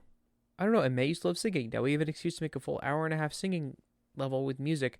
The music level was probably my second favorite in the whole game. And there were parts of the gardening level that I actually liked, but the tie-in to the main story and the fact that this game even tries to have a narrative, again, just drags it through the dust. The spider mechanic, just talking about the gardening level, you get to ride on spiders at one point. That might have been next to the gravity level where May got to walk on walls and shit. That might have been my favorite platforming, because it does what good platforming lets you do, and that is explore the physical world in a new way. Yeah. Right? So the spider mechanic lets you shoot your web onto another surface, and then it takes you there like Mario Galaxy style. You still can't solve the level in multiple ways. You're still kind of tracked on. But this playing with worldview, I think, is what makes platformers fun to play. So, like, this is the second instance of this in this game. The first being the sort of moonwalking mechanic that May gets to do onto the walls and stuff. That is correct. But yeah, like why those two styles of play only showed up a very tiny amount?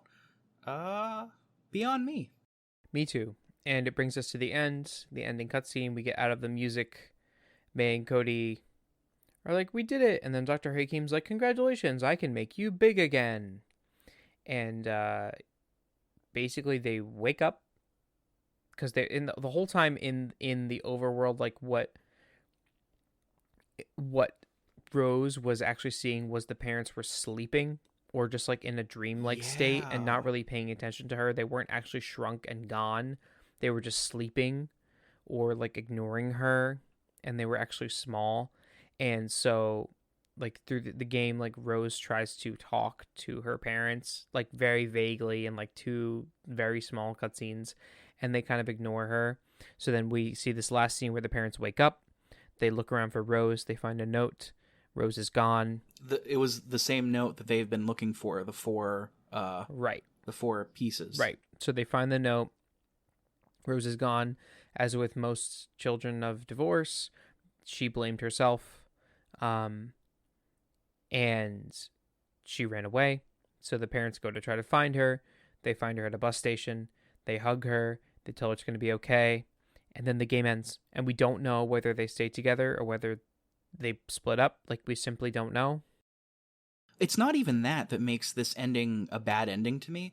It's that we get to this portion of the game where finally the actions of the parents are having actual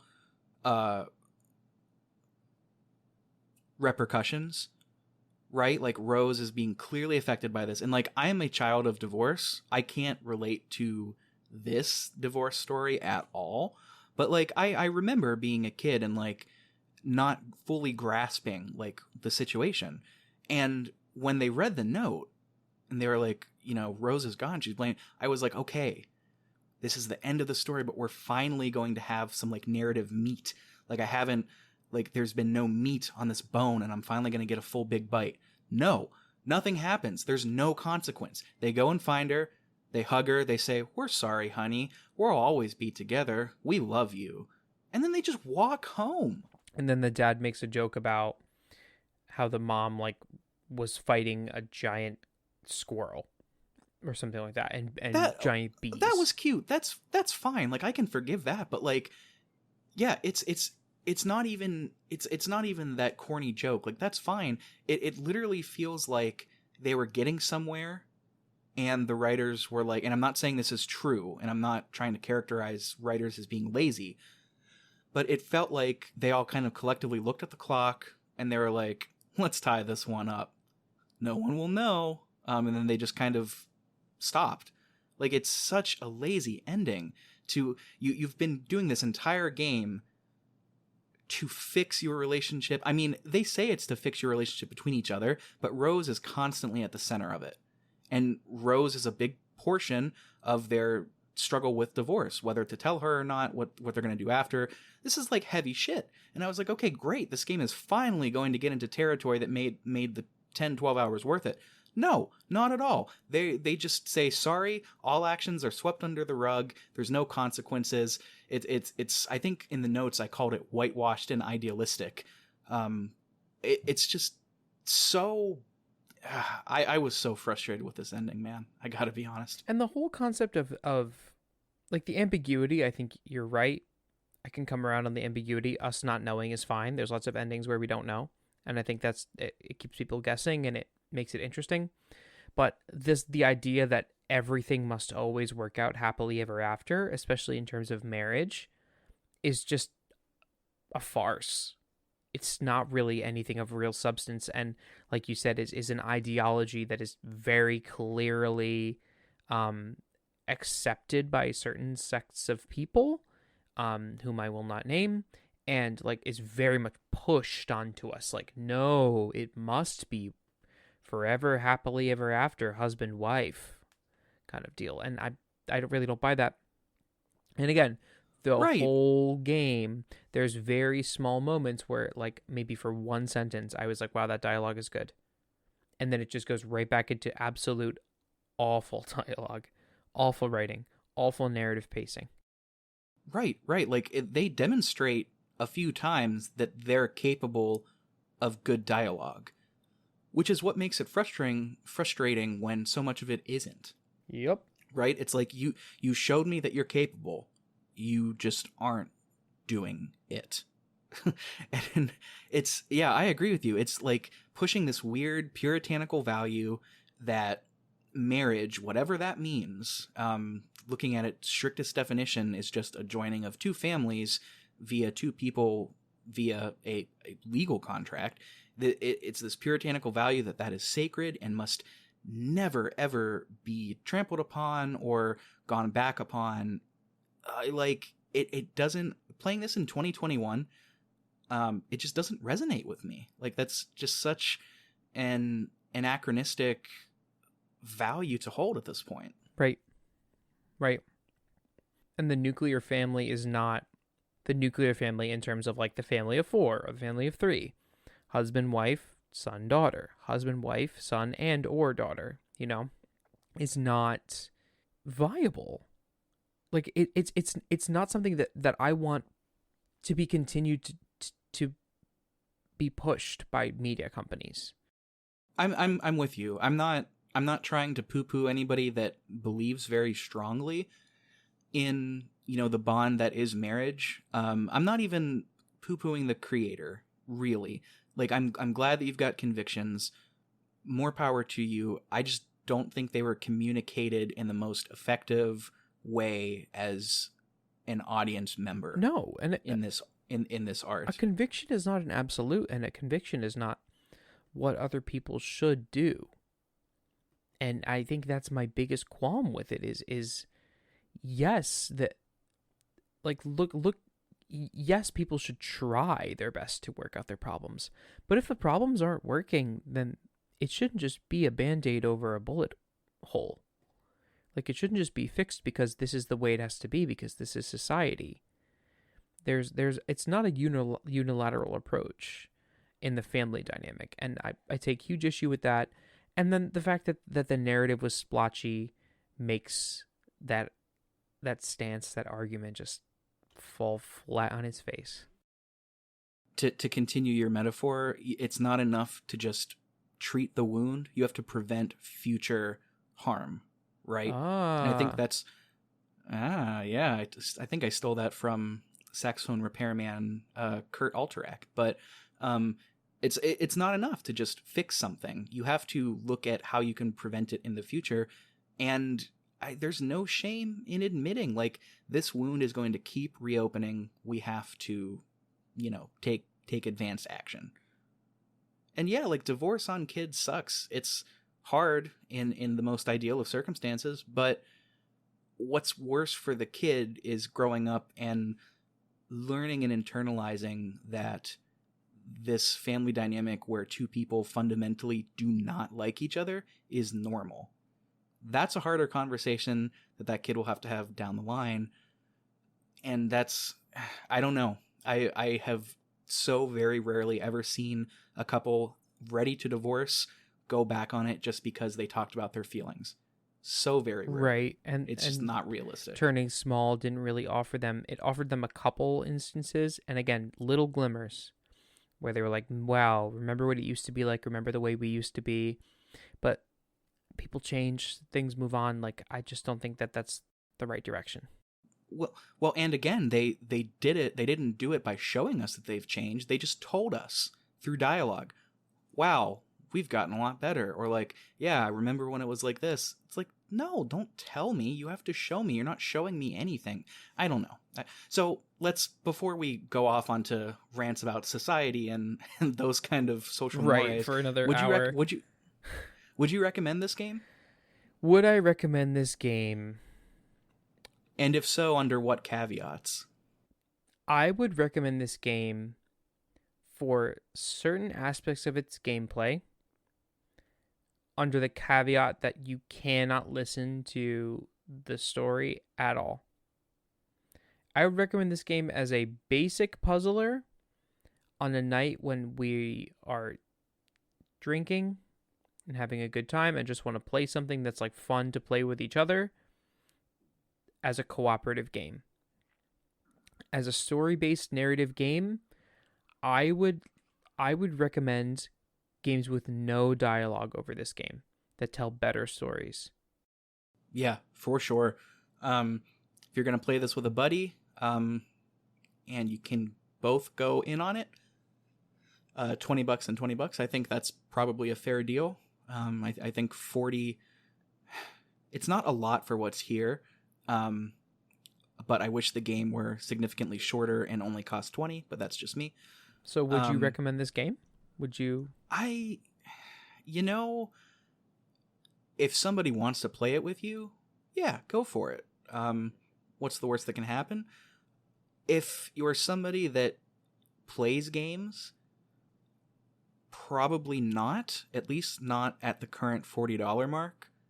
I would much sooner recommend Portal 2. Like not even close, or maybe even Divinity, if you're that kind of couple or partners or whatever. But yeah, for people that are not new to gaming, I probably wouldn't recommend this. Yeah, that's a big thing to experienced gamers who have played a lot, like have played the gamut of genres. This kind of takes all those genres and puts them together and does none of them well, pretty much. Does none of them like exceedingly well, where it's like, wow, this is this game. It does them all fine. Very basic mechanics of each one, you know. When the puzzles are good, they're good. The problem is when you're making solely a co-op game, if it's not consistent, you're going to run into problems. And that's just an inherent part of the co-op genre, and unfortunately, didn't deliver. Right. So, I guess it takes two to tango, you know? Yeah, it really took two for us to do this podcast. It took more than two. Hey, we could be writers on this game's definitely the studio's next game. 2 drinks for me to like play this game. And that's for Rick and I, it's also like another thing. We never played this game for more than 2 hours at a time. We simply couldn't do it. It was too much. It was far too much. We were like, okay, we're done. We're done now. And we come back like a week later and do this for an 11-hour game. Like, it wasn't crushable in the least. So that is It Takes Two. Yeah, we got through it. And we hope you did too. Hey Vince. Hey Rick. What can the listeners do if they like our content? Oh, well, if you like our content, there's lots of places that you can tell us about it. Number 1, you can email us, pixelprojectradio@gmail.com. You can tweet at us on our Twitter @pixelprojectpod. You can hit us up on our Instagram. We run lots of polls on our Instagram. We're pretty active on our Instagram mostly, so that would be the best place to hit us up. It's @pixelprojectpod as well, right? Pixel Project Radio on Instagram. Pixel Project Radio on Instagram. And 4th. I don't think there's any other ways you can contact us. I think that's it. Yeah, that's it. And yeah, Vince is right. We do a lot of polls on Instagram. So much so that we may have put on a couple of games that listeners have suggested onto the docket. Right. And a lot of games that we've already wanted to play. So, it's best of both worlds. Put something up there. If we really like it, we'll play it. There's lots of games that from the backlog that we'd love to review. Games that we have already played that we'd love to just replay. Yep. And as always, feel free to leave us reviews on Apple Podcasts or Podcast Addict. Those are the two places you can do that. It really helps us to get pushed into that algorithm, that sweet, sweet Apple algorithm. And yeah, we don't have a huge backlog at this point in time, but go back and listen to our older episodes. We're always accepting feedback, questions, things like that we'd be happy to read on the show at the top of each episode. Yep. And please tell your friends to also review us and comment as well. It really, really helps with the algorithm. The best way to do this is word of mouth. I have a lot of personal friends who listen. Hello, personal friends. And I bug them constantly about just doing that. It takes a couple minutes and it really helps us out a lot. So if you like us, you think that we're worth that, please do so. If you do not like us and you do not think we are worth that, then please do not do that. No one's making you. Yeah. We would love a 5-star review. Please don't go in and give us a 2-star review. Please do not do that. Just send us an angry email. Yeah, it costs nothing to be kind. So, yeah, any and all criticism, just throw it our way via email. Praise, leave it out there for the world to see. That's right. We're going to work our way up to corporate shilling soon enough. Oh, yeah. We're going to be in EA no time. I think that's it. I think we're good. Yeah. This is Pixelprojectradio signing off.